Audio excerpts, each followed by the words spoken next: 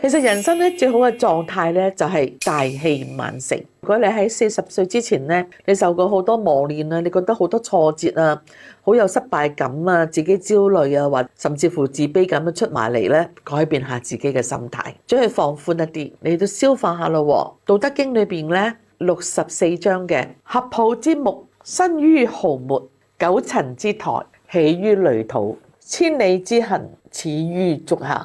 我哋做任何事情啦，我哋係自知於微亂。你嘅計劃開始嘅時候咧，你一定咧係好清楚你嘅計劃，好細微、好細節嘅事情先至係最重點㗎，因為佢往往影響到你。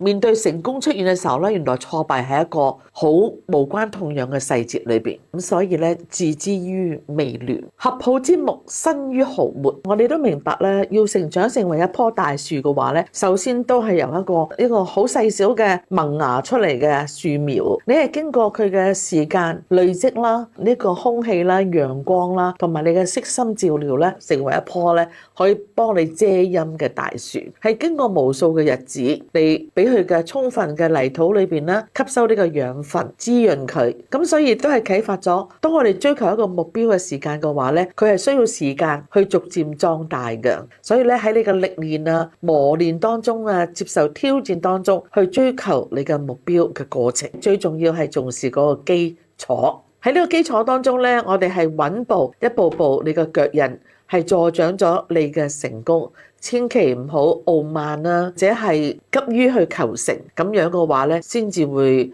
達到你個最理想嘅目標。九層之台，起於累土；千里之行，始於足下。其實呢裏邊咧係好蘊藏着好豐富嘅哲理㗎，其實都係指導我哋啲乜嘢啦。九層嘅高台咧，其實係經過一籮籮嘅泥土啊堆積起嚟嘅，咁所以變咗咧呢個冇經過堆積嘅話，你點能夠成為一個高台咧？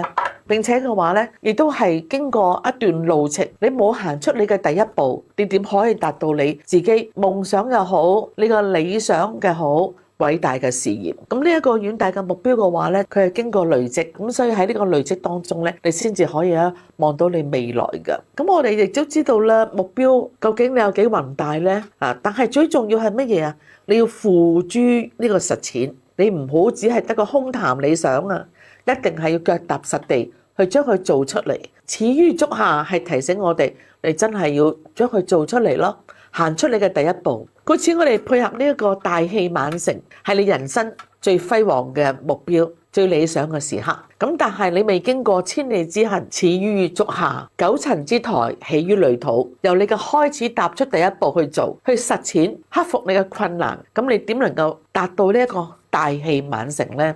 我哋相當於做事，亦都唔能夠急進，亦都需要咧你自己裏邊嚟講個廣闊嘅胸襟、樂觀嘅情緒。遇到事情困擾着你嘅時候，慢一步都係可以嘅。任何嘅種種成功啊，佢背後咧都係話俾你聽，你係唔能夠急於求成嘅。所以咧，對年青人我都想多講多一句。嗱，今日咧我哋嘅社會嘅文化都係咧比較急進啲。快速，但係呢個過程當中，你又要把握住機遇，呢個我都好明白嘅。但係呢，我哋都要知道我哋自己，你開始嘅時候，你嘅準備得夠唔夠啊？咁你就會喺凌亂當中呢遭遇到呢日子，慢慢令到你感覺到一事無成，你嘅挫敗感就會好強烈嘅。故此呢，我哋拔苗助長呢，亦都唔係一件好事。所以老子《道德經》呢就話俾我哋聽，我哋應該呢將個目標看遠一啲，受得起考驗。